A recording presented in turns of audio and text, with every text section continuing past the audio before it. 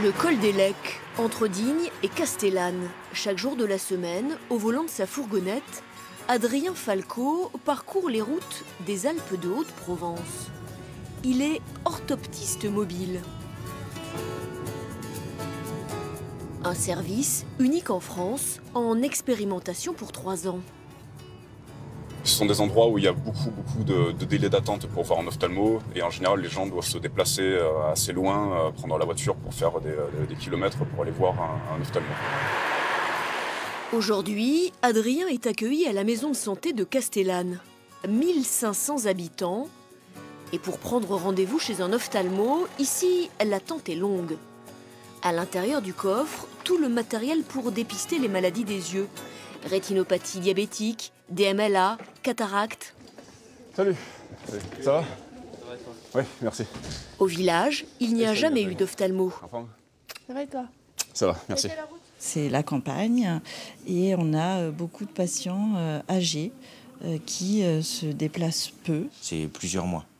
Il y en a plus à Digne, il faut aller sur Grasse, sur Draguignan, enfin bref, c'est compliqué. Adrien Falco n'est pourtant pas ophtalmo. Mais grâce à son matériel, il pratique des bilans orthoptiques et des dépistages, notamment celui pour la tension intraoculaire. Est-ce que ça vous arrive d'avoir mal à la tête ou mal aux yeux régulièrement, matin, soir un bilan? Les patients lui sont envoyés par les médecins des centres de santé partenaires. Je regarde comment ça bouge. C'est des gens qui ne seraient pas allés de toute façon voir l'ophtalmo juste pour faire une consultation standard, quoi. Voilà, donc il y a des gens qui viennent ici, qui n'ont pas vu d'ophtalmo depuis longtemps et qui ne comptaient pas en voir du tout. C'est justement le cas d'Angélique. Ouais. La dernière fois qu'elle est allée chez l'ophtalmo, c'était au collège. D'accord. Entendu.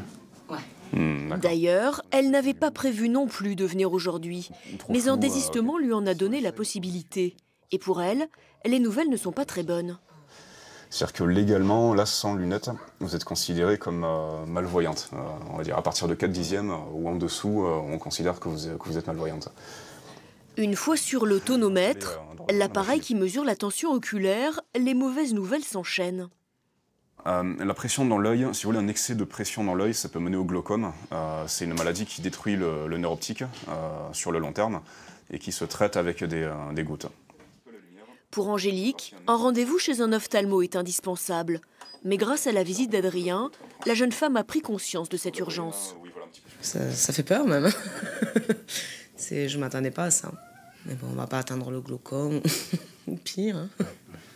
Voilà. Parce que si on reste comme ça, après, on va vite...